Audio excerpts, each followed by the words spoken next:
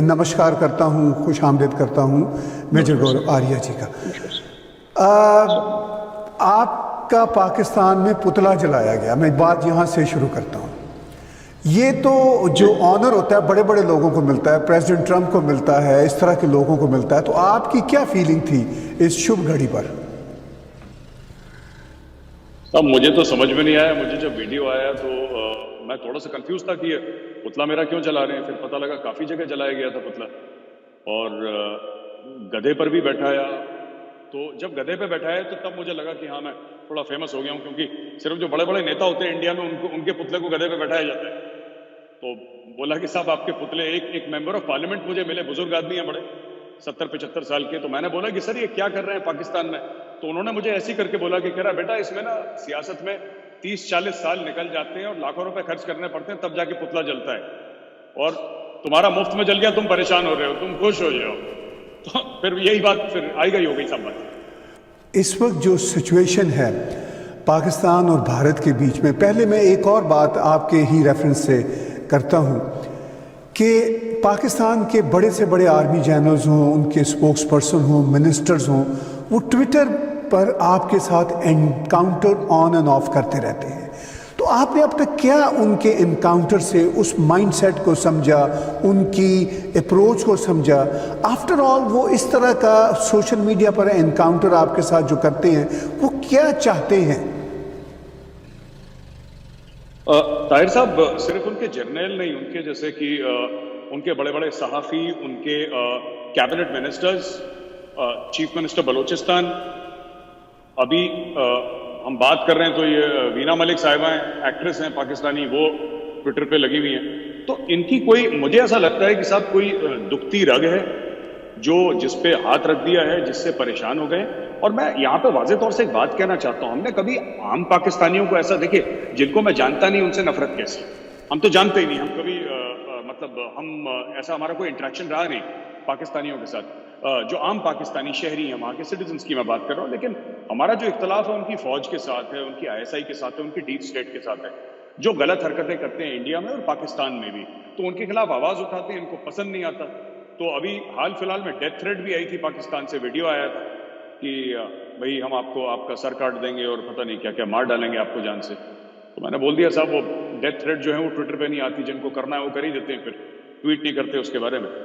तो यही चल रहा है साहब। वो थोड़ा सा जर्नल वहाँ के परेशान है मुझसे, जर्नल वहाँ के परेशान हैं, मीडिया वहाँ के मीडिया के लोग आपसे परेशान हैं। और जैसा कि आपने कहा कि ये सारी जो लड़ाई है ये ट्विटर पे हो रही है या सोशल मीडिया पर हो रही है जी। तो आपको क्या लगता है कि पाकिस्तान की जो एस्टैब्लिशमेंट है, पाकिस्तान की जो पॉलिटिकल एलीट है और जो उनके ट्रोल्स हैं, वो सिर्फ और सिर्फ अपनी अब लड़ाई सोशल मीडिया पर ही करने के काबिल हैं? एक फौजी ट्रेनिंग रखने वाले शख्स होने के नाते आप इसको किस तरह देखते हैं? सर, मैं तो सोचता हूँ कि एक लैक ऑफ कॉन्फिडेंस है कहीं ना कहीं जो पाकिस्तान का रूलिंग एलीट है। क्योंकि यू नो अभी बाजवा साहब को 3 साल का एक्सटेंशन मिला। बाजवा साहब ने बोला भाई भारत से बड़ा खतरा है, हिंदुस्तान से खतरा है, मुझे 3 साल का एक्सटेंशन दो, मैं भारत की बाह मोड़ दूंगा, आंखें फोड़ दूंगा। 3 साल का एक्सटेंशन लिया, फिर बाजवा साहब तो गायब हो गए। अब सारी लड़ाइयां ट्विटर पे हो रही हैं इनकी। और ट्विटर पे इनकी लड़ाइयां क्यों हो रही हैं? क्योंकि अब देखिए, जो गरीब का बच्चा था उसको तो भेज दिया जिहाद लड़ने के लिए कश्मीर में, और जो जितने भी अमीर हैं इन्होंने बोला साहब ये हमारे बच्चे ये सब नहीं करेंगे। तो पाकिस्तानी फौज लड़ने वाली फौज है ही नहीं, वो लड़ाई नहीं करती। लड़ाई के लिए उन्होंने हाफिज सईद और मौलाना मसूद अजहर जैसे गुर्गे पाल रखे हैं, गुंडे पाल रखे हैं, क्रिमिनल्स पाल रखे हैं, टेररिस्ट पाल रखे हैं, और बाकी अपने मजा करते हैं। तो ये ट्विटर की जो आप बात कर रहे हैं ना ताहिर साहब, ये इनका है एक। अच्छा, एक और बड़ी इंटरेस्टिंग बात मैं आपको बताता चलूं कि मैं ट्विटर पे क्यों। हमने तो अपनी सरकार को कई बार रिप्रेजेंट भी करा कि आप लोग भी इनका जवाब दीजिए। तो हमारे आर्मी का एक हैंडल है ADGPI, तो मैंने आर्मी में भी रिप्रेजेंट करा as a veteran, as a former army officer, कि आप लोग क्यों नहीं ISPR जो है, आप लोग इसका क्यों नहीं जवाब देते। तो उन्होंने मुझे ये बताया कि हमारी ये पॉलिसी नहीं है, हम लोग एक प्रोफेशनल ऑर्गेनाइजेशन है, और आर्मी की न्यूज एक आम हिंदुस्तानी को देना वो हमारा काम है। हमारा ये काम नहीं है कि वहां पे जाके पाकिस्तानी कोई सीनियर आदमी है, जनरल है या प्राइम मिनिस्टर, उसको ट्रोल करे। We are a professional army, हम ये सब लोग नहीं करते। तो जब मैं बहुत परेशान हुआ तो मैंने एक दो लोगों को इकट्ठा करा, दोस्तों को इकट्ठा करा। तो मैंने बोला अगर हमारी फौज ये सब चीज नहीं करना चाहती तो ऐसी बात नहीं है कि जो आईएसपीआर कर रहा है उसका जवाब नहीं होगा, जवाब हम लोग देंगे बतौर सिविलियंस, क्योंकि अब तो हम फौज छोड़ चुके हैं तो हम भी सिविलियन ही हैं। तो फिर हमने जवाब देना शुरू करा और जवाब देते देते पिछले 3 साल से जवाब दे रहे हैं ताहिर साहब, बात इतनी आगे बढ़ गई कि वो लोग पूरी तरीके से परेशान हो गए कि हो क्या रहा है। और यहाँ पे ज्यादा लोग नहीं है क्योंकि सरकारी तौर पर जैसे वहां पे इंस्टीट्यूशनलाइज्ड है, पाकिस्तान में आईएसपीआर है, आईएसपीआर की एक बहुत बड़ी बिल्डिंग है, उसमें लोग हैं, सिविलियंस हैं। इंडिया में ऐसा कुछ नहीं है। इंडिया में आप देखिए हमारा जो ऑल्टरनेट हैंडल है, जो आईएसपीआर का जो हमारा जो जिसको कहते हैं जो हमारे यहाँ जो फौज का काम करता है आईएसपीआर, दैट इज कॉल्ड एडीजीपीआई। आप एडीजी के पीआई के 100 ट्वीट्स आप देख लीजिए ताहिर साहब, आप उनके पिछले 100 ट्वीट्स देख लीजिए और आईएसपीआर के 100 ट्वीट्स देख लीजिए, आपको पता लग जाए। आप तो बात कर रहे हैं आईएसपीआर के 100 ट्वीट्स के कंपैरिजन विद भारतीय आर्मी के कंपैरिजन के साथ। आप पाकिस्तान के प्राइम मिनिस्टर को देख लें, वो खुद एक ट्रोल का दर्जा रखते हैं। हर दूसरे रोज़ वो कोई ना कोई ऐसी फ़नी बात कर रहे होते हैं, मैं उसको फ़नी कहूँगा, जिसको दुनिया बिल्कुल अहमियत नहीं देती। तो आपने ये भी बताया कि पाकिस्तान की आर्मी के मुकाबले में भारत की आर्मी तो कभी इस तरह की बात का जवाब ही नहीं देती। इस बात का एहसास पाकिस्तान की आर्मी, फौजी जनता, पॉलिटिकल जनता या एस्टैब्लिशमेंट के जो ख़ास लोगों को होता है कि ये हम क्या कर रहे हैं, चूँकि आपकी बहुत इनसाइट है इन चीज़ों पे, क्या कभी उनके यहाँ ये एहसास होता है? नहीं ताहिर साहब, वो अपने हिसाब से तो वो जंग ही लड़ रहे हैं। वो चाहे ट्विटर पे बैठ के उड़ रहे हो हवा में, लेकिन वो उनके लिए जंग है। उनको लगता है कि पाकिस्तानी आर्मी ट्विटर पे ही लड़ाई जीतेगी भारत से, वैसे तो ग्राउंड पे नहीं जीत पाई, 4 जंगें हमारी हो गई हैं। तो अब उनको लग रहा है कि जो अगली लड़ाई होगी ट्विटर पे ही जीतेंगे। इसलिए सारा उनका जो, जब आसिफ गफूर साहब थे इनके डीजी आईएसपीआर, तब वो बड़े एक्टिव थे। अब नए वाले आए हैं, वो बिल्कुल भी एक्टिव नहीं है। तो उस समय भी जितनी भी भारत को धमकियां देनी थी या हम तुम्हें सरप्राइज देंगे और अभिनंदन को चाय पिलाई, ये सब एक ही आदमी था। उस आदमी की पोस्टिंग हो गई, आईएसपीआर भी ठंडा पड़ गया। तो बस यही चल रहा है। सब ट्विटर पे महदूद हैं ज्यादातर, ट्विटर फेसबुक पे, इससे ज्यादा वहां पे बस का है नहीं कुछ। थोड़ा सा तो मुझे तो थोड़ा सा सरप्राइजिंग भी लगता है। नहीं, देखिए बात यह है कि ये कहते हैं कि हम ट्विटर पे जीतेंगे, मतलब अगर ऑफिशियली नहीं भी कहते तो उनके एक्शंस का मतलब यही है। लेकिन क्या ये असल जीत है और क्या वाकई ये ट्विटर पर जीत रहे हैं, ये 2 सवाल है। ताहिर साहब, मुझे तो खुद अच्छा नहीं लगता कभी कभी जो मुझे करना पड़ता है। आई माई सेल्फ, मुझे लगता है मैं आज से 21 साल पहले आर्मी में ऑफिसर था, आज भी मेरे रैंक के आगे मेजर है। तो ये सब चीजें नहीं करनी चाहिए, ये मजबूरी है, क्योंकि ये मानते नहीं आईएसपीआर वाले। मुझे तो ये नहीं समझ में आता कि इनको शर्म क्यों नहीं आती। आप फौजी हैं, आपने वर्दी पहनी है, आपका काम है अपने मुल्क की हिफाजत करना, ये आपकी पहली ड्यूटी है। ये गल्ले, आप समझते हैं पाकिस्तान में पता नहीं क्या बोलते हैं, गल्ला समझते हैं आप, जो कैश बॉक्स होता है, ये गल्ले पे बैठी हुई फौज है सब, ये गल्ले पे बैठे हैं। आप देखिए फौजी फाउंडेशन $20 बिलियन का बिजनेस है। आप ये पास्ता बनाती है फौज, ये फर्टिलाइजर बनाती है, ये ज़िबा करे हुए ईद के जानवरों की खालें बेचती है। तो अब अगर हम इनसे ये एक्सपेक्टेशन करें कि फौज लड़ेगी, तो मुझे नहीं लगता कि अपने मफादात छोड़ के फौज, ये अब लड़ने वाली फौज नहीं रही। जो इन्होंने लास्ट लड़ाई करी थी 99 में कारगिल में, उसके बाद तो साहब इन्होंने कोई एक्शन करा नहीं है। और ये सारा का सारा अपनी जो देश की हिफाजत है, मुल्क की हिफाजत पाकिस्तान की, ये इन्होंने बांट दिए, ये पकड़ा दिए इन्होंने हाफिज सईद जैसे लोगों को। तो अब तो खुद ये काम कुछ करते नहीं है ऐसा। तो मेरे लिए बड़ा डिस्टर्बिंग सा लगता है। ताहिर साहब, किसी ने मुझसे पूछा था, मैंने एक इंटरव्यू में बोला भी था ये कि मुझे बहुत बुरा लगा कि मेरा दुश्मन ऐसा निकला। क्योंकि देखिए, आपकी भी पहचान आपके दुश्मनों से होती है। अगर आपका दुश्मन मजबूत हो ना, तो आपकी भी इज्जत बढ़ जाती है। कहते हैं कि हाँ, उस पहलवान से इसकी दुश्मनी है तो इस आदमी में भी दम होगा। तो मुझे खुद की भी कभी कभी थोड़ी सी बेइज्जती सी लगती है कि यार मेरा दुश्मन इतना कमजोर निकला, लोग मेरे बारे में क्या सोचते होंगे। तो ये फीलिंग्स आती है कभी कभी मन में। ताहिर साहब, देखिए, आपने बात की पाकिस्तान आर्मी की जो जंग की सलाहियतें हैं वो 99 तो ज़रा अभी की बात है। 71 में जो हशर हुआ, 93,000 जो आर्मी जवान थे, अफसर थे पाकिस्तान आर्मी के, वो प्रिजनर्स ऑफ वॉर बने। तो ये तो दास्तान लंबी चली आ रही है। इवन 65 की वॉर के बारे में आर्मी के अपने पुराने जर्नैलों का ये मानना है कि हमने वो भी वॉर लूज़ की थी। इस सारी सिचुएशन में चलिए आर्मी को तो एक तरफ रखिए, जो पाकिस्तान की पॉलिटिकल जनता है और ख़ास तौर पर आज के prime minister mister Imran Khan, वो जिस तरह ट्विटर पे ट्रोल करते हैं, वो आपको कैसे लगता है? चूंकि ऐसा नवाज शरीफ में या जरदारी में इस तरह की सूरत हाल नहीं थी। ताहिर साहब, मुझे पता है, मैं इमरान खान के ट्वीट्स पढ़ता हूँ, मुझे बुरा भी बहुत लगता है, क्योंकि बात इमरान खान की नहीं है। अगर Imran Khan as a person करता तो शायद बुरा नहीं लगता। आप देखिए ना, वो 22 करोड़ लोगों को रिप्रेजेंट कर रहा है इमरान खान, चाहे वो सिलेक्टेड ही क्यों ना हो। वो आर्मी की तरफ से सिलेक्टेड हो, लेकिन अब तो वो है, बन गया प्रधानमंत्री पाकिस्तान का। ही रिप्रेजेंट्स, जिसको हम लोग कहते हैं ना, वो 22 करोड़ लोगों का, उसको गुरूर अगर नहीं है तो उसको गुरूर होना चाहिए 22 करोड़ लोगों का। जब 22 करोड़ लोग अपने प्राइम मिनिस्टर का ट्वीट देखें तो उनको लगना चाहिए कि यार ये हमारा प्रधानमंत्री, देखो ऐसा होना चाहिए। ना कि एक ट्विटर का ट्रोल जिसको कि फिर लोग आते हैं, फिर उसको गालियां भी सुनाते हैं, ये भी करते हैं, वो भी करते हैं, फिर पब्लिक लाइफ में चलता है ये सब। लेकिन मुझे लगता है कि इमरान खान साहब ने थोड़ा सा ज्यादा कर दिया, मतलब बहुत ज्यादा उन्होंने ट्विटर पे, ग्राउंड पे परफॉर्मेंस नहीं है उनकी। अब देखिए, मोदी साहब ने, उन्होंने करीब 100 ट्वीट करे होंगे मोदी साहब के खिलाफ। मोदी साहब का एक ट्वीट दिखा दीजिए जिसमें मोदी साहब ने जवाब भी दिया, क्योंकि नरेंद्र मोदी जी जरूरत नहीं समझते कि वो, जिसको हम हिंदी में कहते हैं, पता नहीं उर्दू में क्या कहते हैं, वो जरूरी नहीं समझते कि उनके मुंह लगे, तो इसीलिए वो जवाब नहीं देते उनका। वो तो खैर ठीक करते हैं प्राइम मिनिस्टर नरेंद्र मोदी। उनको इन छोटे छोटे पैटी इश्यूज पर क्या मुंह लगना, और ये मैटर नहीं करते।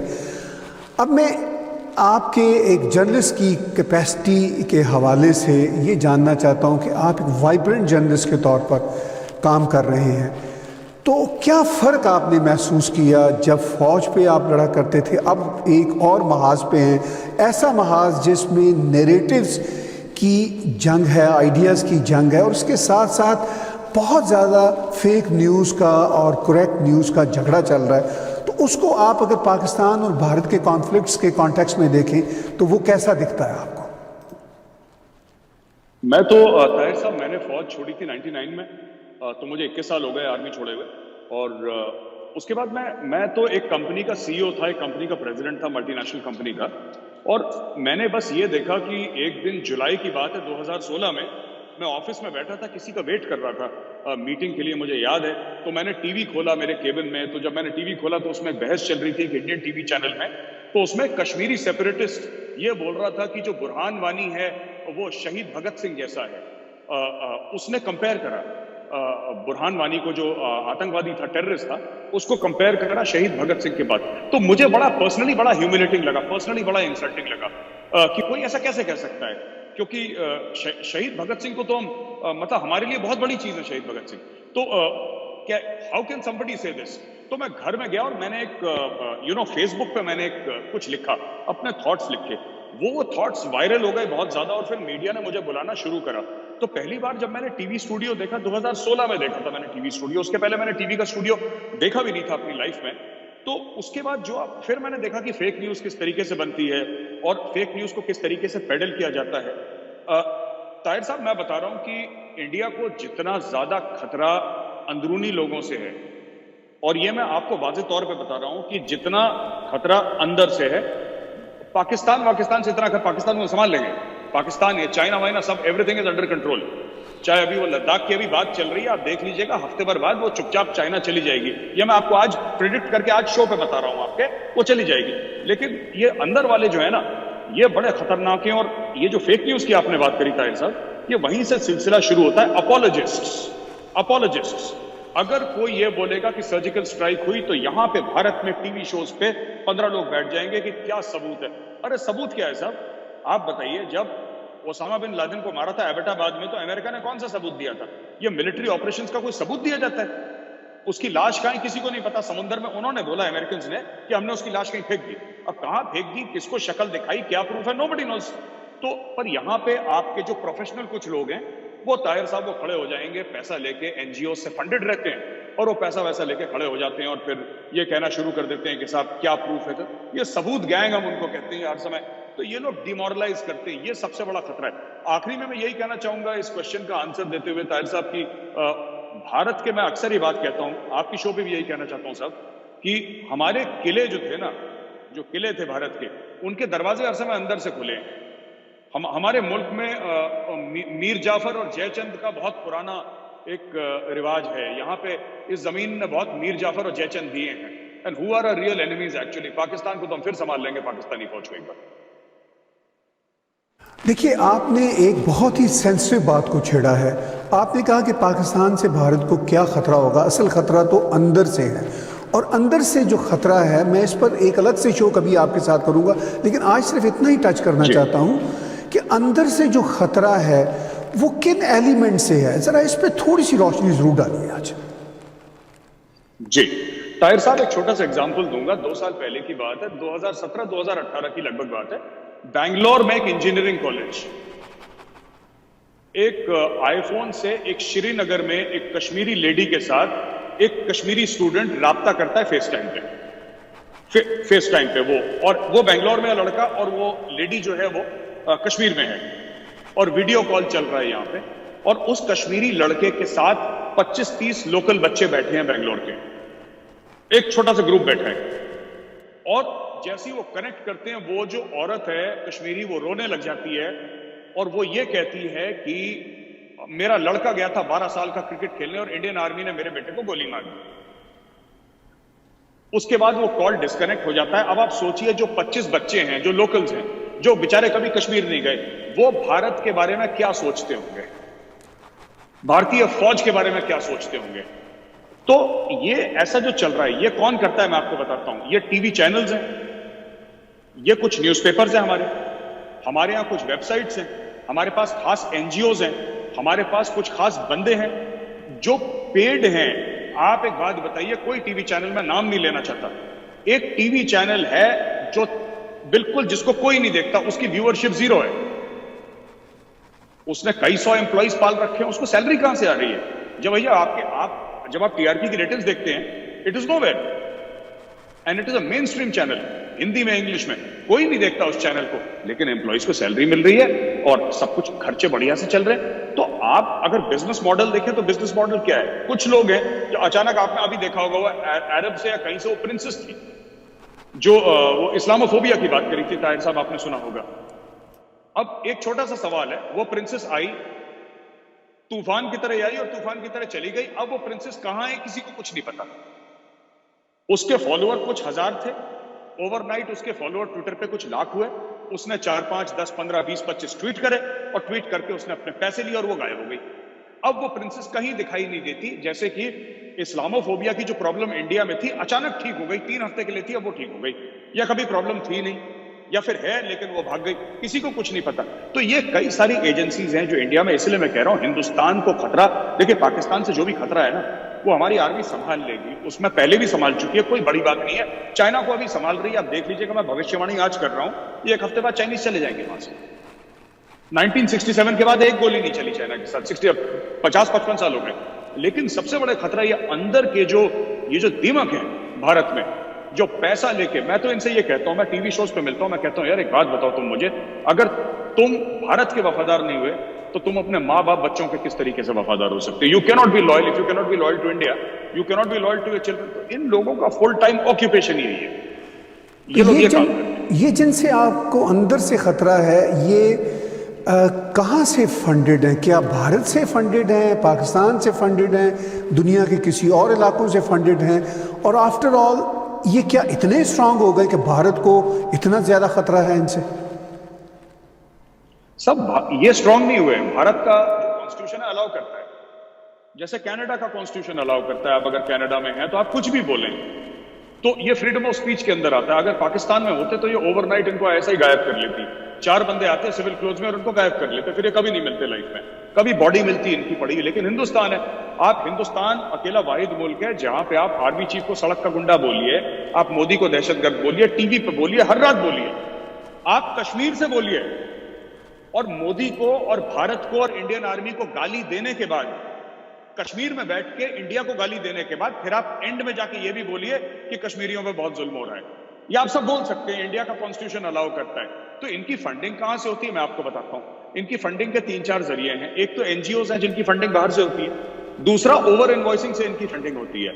मैं आपको बताता हूं, मैंने 10 टन सेब खरीदे कश्मीर से, राइट, मैंने 10 टन सेब खरीदे कश्मीर से। उसने बोला कि मैं आपको दूंगा साहब 20 रुपए किलो के सेब दूंगा। तो हमारी डील कुछ माना कि फॉर एग्जांपल मैंने बोला कि हमारी डील 5 करोड़ रुपए में तय हुई, 5 करोड़ रुपए में तय हुई। मैंने उसको बोला कि तुम सुनो, तुम 5 करोड़ रुपए मैं तुम्हें नहीं दूंगा, मैं तुम्हें 10 करोड़ रुपए दूंगा। तुम एक काम करो, 5 करोड़ रुपए तुम खुद रखो जो तुम्हारा बिजनेस का पैसा है, 1 करोड़ रुपए अपना कमीशन रखो, 4 करोड़ रुपए तुम वहां पे इस बंदे को दे देना। तो वो बैंक से धीरे धीरे कैश निकालेगा और स्टोन कल्चर्स में बांटता रहेगा। हवाला के चैनल से पैसा आता है। तो एनआईए ने, देखिए जब से एनआईए की रेड्स हुई हैं वहां पे कश्मीर में स्टोन पेल्टिंग बहुत कम हो गई है, क्योंकि वहां पे मैं जानता हूं लोगों को, एक लड़का है, मैं उसका नाम नहीं लूंगा, मैं उसको जानता हूं, वो स्टोन पेल्टिंग करवाता है, प्रोफेशनल स्टोन पेल्टर है, he is in Srinagar, professional stone पेल्टर है, 500 स्टोन पेल्टर उसके अंडर में, उसके व्हाट्सएप ग्रुप बने हुए, आप उसको पैसा दीजिए। ये पॉलिटिकल पार्टीज करवाती हैं। ये जो मेजर गोगोई का केस आपने सुना था, आपने जो मेजर गोगोई का केस सुना होगा, जिसने वो गाड़ी के ऊपर बैठाया था, जो इंडियन आर्मी का मेजर था, उस समय में जो साहब वहां पे स्टोन पेल्टिंग हुई थी, जिसमें मेजर गोगोई, वो कोई हुर्रियत की स्टोन पेल्टिंग नहीं थी, वो कश्मीर की मेन स्ट्रीम पॉलिटिकल पार्टी ने स्टोन पेल्टिंग करवाई थी, जिसमें गोगोई वो लोगों को बचा के ला रहा था। तो ये सच्चाई है, सब ऐसे करते हैं ये लोग। मैं बिल्कुल आखिर में आपसे अब ये जानना चाहूँगा कि ये सारे चैलेंजेस अपनी जगह पे जो भारत भी फेस कर रहा है, और कुछ चैलेंजेस ब्रॉडर हैं जो पूरा साउथ एशिया फेस कर रहा है। अब पाकिस्तान और भारत का जो कॉन्फ्लिक्ट है वो एक ना ख़त्म होने वाली सूरत हाल है। इस सारी सिचुएशन में क्या आपको कोई होप नज़र आती है कि कभी कोई चीज़ें टोन डाउन हो सके, और ख़ास तौर पर पाकिस्तान से जो प्रॉक्सी का सिलसिला ना ख़त्म होने वाला है, वो क्या कोई इंटरनेशनल प्रेशर ऐसे बन सकते हैं, या पाकिस्तान को अपनी ही जो एक तरह से इकोनॉमिक तबाही हो रही है, सोसाइटी की तबाही हो रही है, उसमें कभी बात समझ आ सकती है कि ये चीज़ें रिजॉल्व होनी चाहिए ट्रू सेंस में? क्या ये होप है कोई आपके पास? ताहिर साहब, सच बोलूं तो मुझे 1% भी होप नहीं है, 1% भी कोई उम्मीद नहीं है मुझे कि भारत और पाकिस्तान में कभी अमन होगा। ये 15-20 साल पहले हो सकता था, लेकिन अब नहीं होगा। अब इसलिए नहीं होगा क्योंकि इंडिया में एक, जिसको कहते हैं ना, एक बिटरनेस आ गई है, एक कड़वाहट आ गई है हिंदुस्तानियों के दिल में। मैं I speak for 99% of the Indians, मतलब उनके मन में पाकिस्तान को लेकर बिटरनेस आ गई है। अब वो ये बात नहीं, एक जमाने में इंडियंस कहते थे कि चलो आप भी आराम से रहो, हम भी आराम से रहते हैं, आप दहशतगर्दी बंद करो, आतंकवाद बंद करो, आप अपनी जगह रहो, हम अपनी जगह रहते हैं। अब वो इंडिया की पूरी पॉलिसी खत्म हो गई है कि आप अपनी जगह रहो, हम अपनी जगह रहते हैं। अब इंडिया ये कहता है देखो तुम्हें जो करना है तुम करो, ठीक है। अब इंडियन गवर्नमेंट का और इंडियन पीपल का एक सिंगल एम है, आज नहीं तो कल, नहीं तो 10 साल के बाद पाकिस्तान ऑक्यूपाइड कश्मीर और गिलगिट बाल्टिस्तान पाकिस्तान से अलग होगा। एक ट्राइड एंड टेस्टेड मॉडल है बांग्लादेश का, हमारे पास ट्राइड एंड टेस्टेड मॉडल है। पार्लियामेंट में हम लोगों ने रेजोल्यूशन पास कर दिया था बहुत पहले, मोदी सरकार ने डिक्लेयर कर दिया, ये हमारा इंटेंट है, मुंह पे बोल चुके हैं पाकिस्तान को। कोई पाकिस्तान कल ये ना बोले कि साहब हमारे साथ साजिश हुई है। साजिश तो होती है चुपके से, पीठ पीछे साजिश होती है। ये तो खुला हम बोल रहे हैं टेलीविजन स्क्रीन पे कि करेंगे, तो इसमें कोई साजिश नहीं है और ये होने वाला है। मुझे जीरो उम्मीद है ताहिर साहब, मुझे कोई भी उम्मीद नहीं है। जब पाकिस्तान के हिस्से होंगे 4 तब जाके अमन होगा, उसके पहले अमन नहीं होगा। मुझे बड़ा दुख होता है, लोग कहते हैं ना कि हम अपने दोस्तों से मिलने उनके घर जाते हैं, राइट? लोग कहते हैं कि भैया हमें अपने दोस्तों से मिलना होता है तो हमारे घर जाते हैं, उनके घर जाते हैं। ताहिर साहब, मैं अपने दोस्तों से मिलने के लिए नेशनल वॉर मेमोरियल जाता हूँ। वहां पे लोग हैं जिनके नाम मैं पहचानता हूं, जिनके साथ मैंने सर्विस करी, जो मेरे सीनियर थे, मेरे जूनियर थे, जो हमारे शहीद हैं, जो वीरगति को प्राप्त हुए। तो ऐसे ही हिंदुस्तान में हजारों परिवार हैं जिनके बच्चे, जिनके बेटों का, भाइयों का, पतियों का नाम वहां पे लिखा हुआ है। तो अगर किसी को ये लगता है पाकिस्तान में किसी को भी गलत फहमी है कि हिंदुस्तान माफ कर देगा, तो ये इनकी बहुत गलत सोच है कि ये अमन की आशा वगैरह, ये कुछ नहीं होने वाला, ये सब झूठी बातें हैं, ये कुछ नहीं होगा। अंत में अमन होगा हिंदुस्तान पाकिस्तान के बीच में, लेकिन ये तब होगा जब पाकिस्तान के टुकड़े होंगे और जब गिलगिट बाल्टिस्तान और पीओके भारत का हिस्सा होगा, तब अमन होगा, उसके पहले नहीं हो सकता। बहुत बहुत शुक्रिया मेजर गौरव आर्या भाई, आपने बहुत खरी खरी बातें की एज यूजुअल, जैसा कि आप हर फ्रंट पे करते हैं। हम इच्छा रखेंगे कि किसी दिन आपके इन विचारों को और तफसील के साथ जाने और सुने, क्योंकि आपकी वो बातचीत है जो हम सुनना चाहते हैं। एक बहुत बड़ा पर्सपेक्टिव है और आप एक्सपर्ट्स भी हैं इन सारी चीज़ों पे। मैं एक बार फिर बहुत बहुत धन्यवाद हूँ और बहुत शुक्रगुजार हूँ। Thank you, thank you, thank you sir, thank you.